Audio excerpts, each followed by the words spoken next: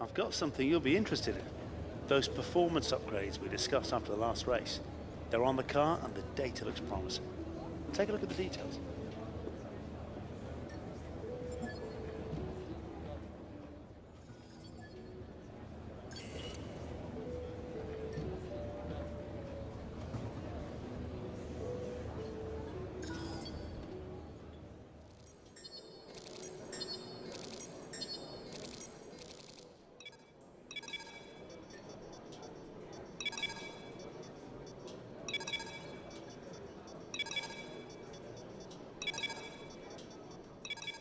Welcome to the only figure-of-8 track on the F1 calendar. We're here at Suzuka for qualifying today ahead of the Japanese Grand Prix.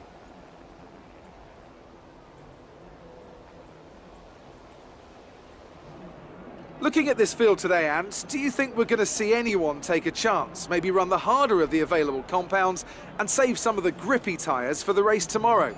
Well, I'd be surprised in all honesty. It's only the front runners that really have the pace to get away with that, and even then, at the end of the day, it's a big risk. Track position is the most important thing, and it's rarely worth sacrificing for a slightly more optimal strategy in the race, so I doubt we're going to see anyone trying it. I have been wrong before though. We certainly do see some risky decisions every now and then, and it's a gamble that's sometimes worth taking. But if it were me in the car, I would want to be on the fastest tyre for my qualifying lap, without a doubt.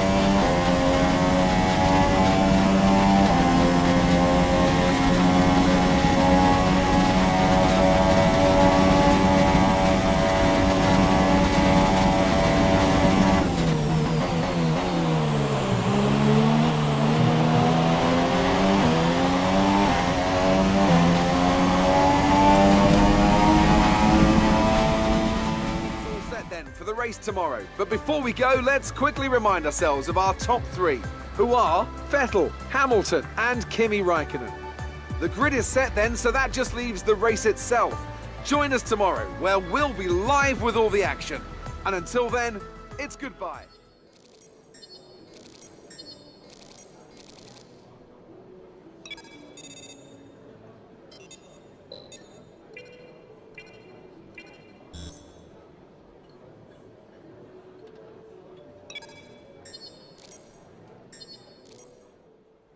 A tough race in store then for our drivers today, so tell me, Anthony Davidson, what will you be looking out for as the cars make their way down into turn one? Well, first of all, let's hope that everyone's well behaved and we can have a nice incident-free start. That initial release is going to be the most interesting thing, and the clean side of the grid will be better rubbered in, so keep an eye out for cars over there potentially making their way through. Well then, after an exciting qualifying session yesterday, let's take a look at how the cars line up. Sebastian Vettel has a clear track ahead of him today. He starts in pole position, and Lewis Hamilton completes the front row. Looking down the rest of the grid, we have Räikkönen, Bottas, Daniel Ricciardo and Perez, Verstappen and Renault, Alonso and Daniel Kvyat, Ocon, Massa, Romain Grosjean and Magnussen, Hülkenberg, Sainz, Lance Stroll and Stoffel van Dorn, Wehrlein and Marcus Ericsson rounds off the grid. Now it's almost time to lights out, so let's go down to the track.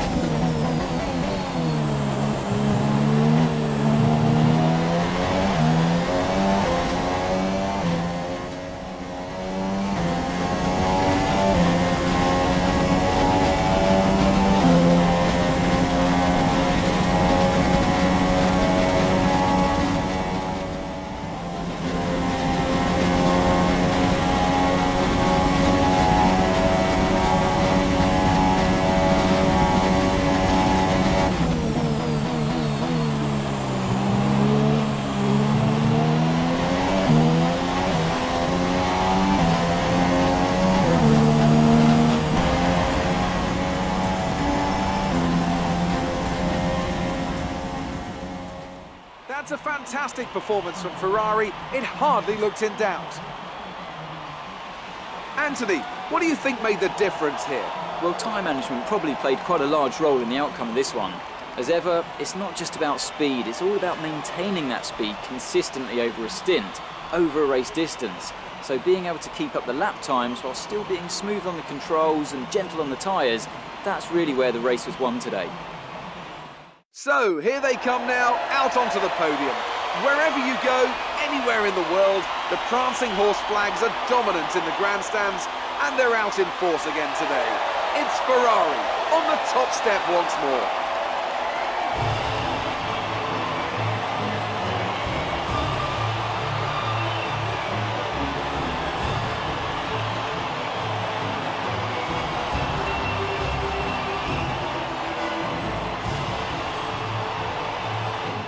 And after this round of the World Championship, here's how things look in the drivers' table. It wasn't the best weekend for our championship leader, and their advantage at the top has been reduced. Moving on to the driver of the day then. Anthony Davidson, who would you go for? Let's give it to Kevin Magnussen. That was a commanding performance today, very impressive indeed. And here's how things are shaping up in the Constructors' Championship. Ferrari extend their lead at the top of the championship. Another team that excelled today was Williams, who make further progress up the table. There'll be plenty more twists and turns to come this season. I hope you can join us at the next race to see just who will come out on top.